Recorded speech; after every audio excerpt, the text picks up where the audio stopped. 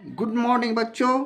Chapter 6 अर्थात त्रिभुज के पार्ट 17 वीडियो में सफलता की शुभकामनाओं के साथ एक बार पुनः आपका स्वागत है। आइए अब हम लोग प्रमेय 6.6 जिसे हम लोग NCERT प्रमेय 6.7 या फिर RHS जिसे राइट एंगल हाइपोटेनियस साइड समकोण कर्णभुजा प्रमेय के नाम से भी हम लोग जानते हैं, इसके कथन को ध्यान से समझकर आगे हम लोग इसे सिद्ध करेंगे, साबित करेंगे।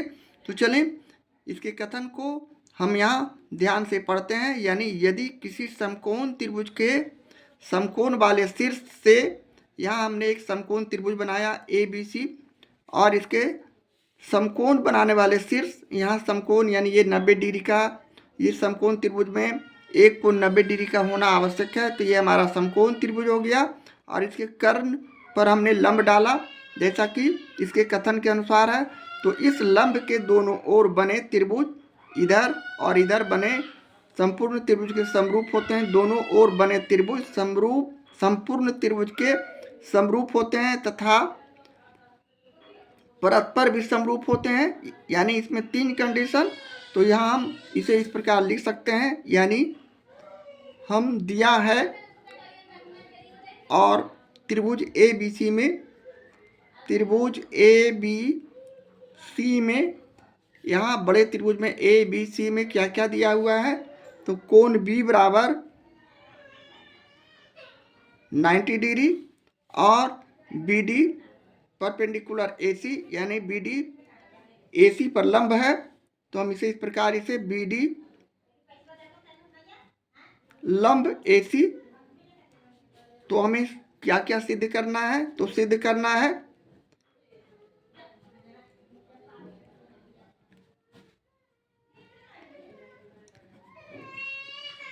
पहला ADB यानी ADB सिमिलर टू त्रिभुज ABC। तो हमने यहाँ इसे दिखा देंगे। त्रिभुज ADB सिमिलर टू त्रिभुज ABC। इसी तरह दूसरे कंडीशन के अनुसार हमें यहाँ दिखाना है, सिद्ध करना है त्रिभुज BDC सिमिलर टू त्रिभुज ABC। तो यहाँ भी हम इसे लिखेंगे त्रिभुज BDC समरूप त्रिभुज ABC। और तीसरा कंडीशन के अनुसार हम यहाँ कथन के अनुसार त्रिभुज ADB सिमिलर टू त्रिभुज BDC यानी ये दोनों त्रिभुज समरूप है। पहले कंडीशन में हमने इस त्रिभुज के समरूप ये बड़ा त्रिभुज को दिखाया। दूसरे कंडीशन में हम लोग इस त्रिभुज को यानी ये छोटा त्रिभुज आधा जो इसके सिमिलर टू ABC दिखाएंगे। और तीसरे में हम लोग त्रिभुज ADB सिमिलर टू यानी ये दोनों त्रिभुज सिमिलर होंगे। तो यहाँ भी हम इसे दिखाएंगे। यानी त्रिभुज ADB समरूप त्रिभुज BDC। इस तरह हमारे पास इस कथनानुसार 3 कंडीशन है सिद्ध करने के लिए।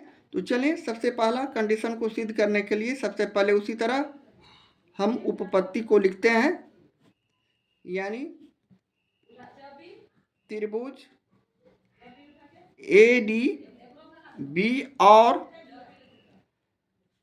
त्रिभुज ABC में जैसा कि यहाँ पहले कंडीशन में त्रिभुज ADB और सिमिलर टू त्रिभुज ABC है। तो हम इसी पर विचार करेंगे। यहाँ हमें दोनों त्रिभुज में यानी ADB में हमें क्या क्या मालूम है और ABC में कॉमन क्या है, दोनों में उभयनिष्ठ क्या है। तो यहाँ हम लिख सकते हैं कोण A बराबर कोण A यानी दोनों त्रिभुज के लिए ये जो कोण A है उभयनिष्ठ है, दोनों के लिए A है। यानी हम यहाँ इसे दिखाएंगे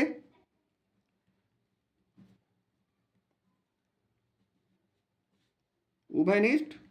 इसके अलावा कोण ए डी बी, यानी ए डी बी, यहाँ जो कोण बन रहा है 90 डिग्री का कोण बन रहा है। और इसके अलावा ए बी सी, यानी दोनों में यह भी कॉमन है, तो यहाँ हम इसे लिख सकते हैं कोण A D B equal to कोण A B C equal to यहाँ 90 डिग्री, अर्थात दो कोण बराबर हो गए। इसलिए हम यहाँ इस आधार पर कर सकते हैं, यानी एंगल समरूपता के नियम से हम इसे कह सकते हैं त्रिभुज A D B similar to त्रिभुज ए बी सी। क्यों? क्योंकि हमारे पास इस तरह का उपप्रमेय है, यानी ए उपप्रमेय से दो एंगल बराबर होता है तो त्रिभुज समरूप होते हैं, और यही हमें साबित करना था। तो हमने पहले कंडीशन के आधार पर इसे साबित कर चुके हैं। अब लेते हैं दूसरा। इसका भी हम उपपत्ति में उसी तरह लिखेंगे, यानी हमें यहाँ क्या दिया है, यहाँ भी हम यहाँ लिख सकते थे, दिया है। यहाँ हमें लिखना है त्रिभुज, इसलिए कि यहाँ सेकंड में त्रिभुज B D C similar to त्रिभुज ए बी सी है, तो हम इसी त्रिभुज पर विचार करेंगे और यहाँ लिखेंगे त्रिभुज बी डी सी और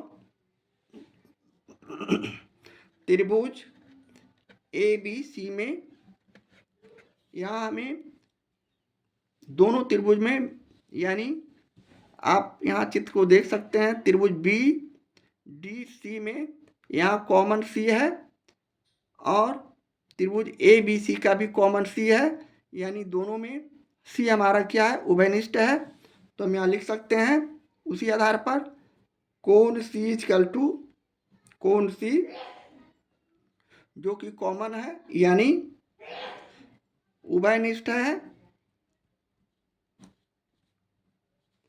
इसके अलावा हमें यहाँ और क्या मालूम है, कोण बी डी सी, यानी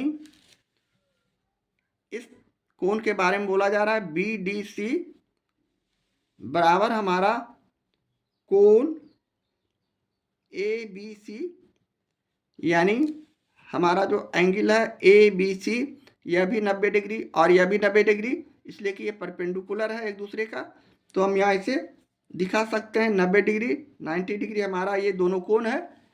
इस आधार पर पुनः हम उसी तरह इसे भी लिख सकते हैं, इसलिए त्रिभुज B D C similar to त्रिभुज ए बी सी, क्योंकि हम लोग एंगल समरूपता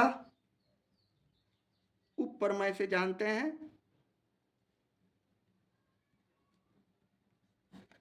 समरूपता के उपप्रमेय से, यानी दो हमारा जो एंगल हो गया बराबर हो गया, तो हम इस आधार पर त्रिभुज B D C similar to त्रिभुज ए बी सी लिख सकते हैं, और यही हमें साबित करना था, सिद्ध करना था। इस तरह हम दूसरे कथन को सिद्ध करते हैं। अब हम लोग लेते हैं तीसरे कथन को। अब हम लोग तीसरे कंडीशन के आधार पर सिद्ध करेंगे त्रिभुज A D B similar to त्रिभुज बी डी सी, यानी हम यहाँ त्रिभुज ए डी बी और यहाँ अभी लिखेंगे तीसरे के आधार पर त्रिभुज बी डी सी में। यहाँ हमें क्या क्या मालूम है, तो यहाँ हमें दोनों त्रिभुज में कोण A D B equal to कोण बी डी सी बराबर 90 डिग्री, और इसके अलावा हमें क्या क्या मालूम है, इसे हम इंडिकेट करेंगे कोण 1, कोण 2 और कोण 3। यहाँ फिगर में समझने के लिए सपोज दैट हमारा इस त्रिभुज में कोण ए को हमने 1 माना है, पहला कोण, इसे हम लोग दूसरा कोण मानते हैं, इसे हम लोग तीसरा कोण मानते हैं समझने के लिए, और इसे हम लोग चौथा कोण।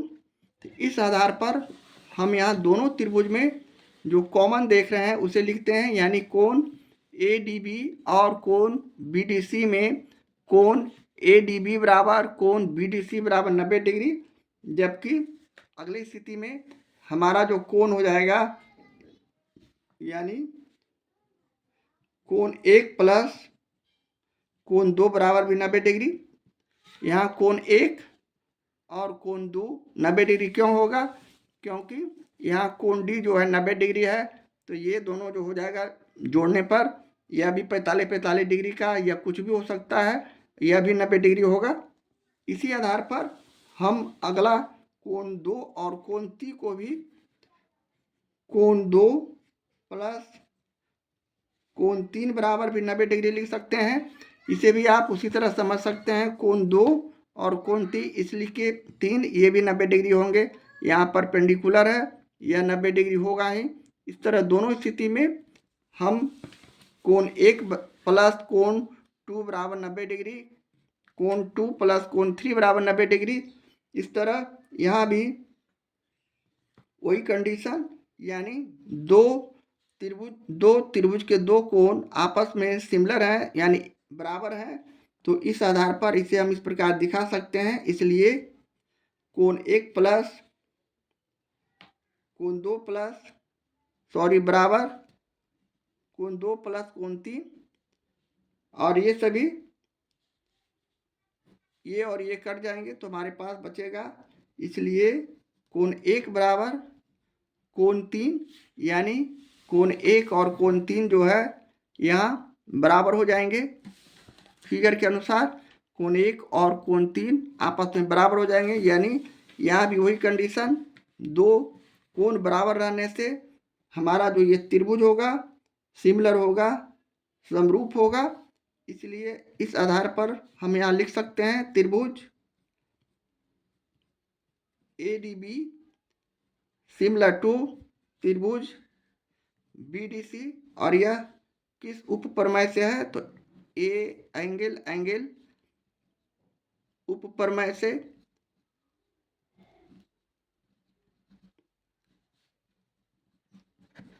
और यही हमें सिद्ध करना था, साबित करना था। इस तरह हम यह प्रमेय 6.6 को सिद्ध करते हैं, साबित करते हैं।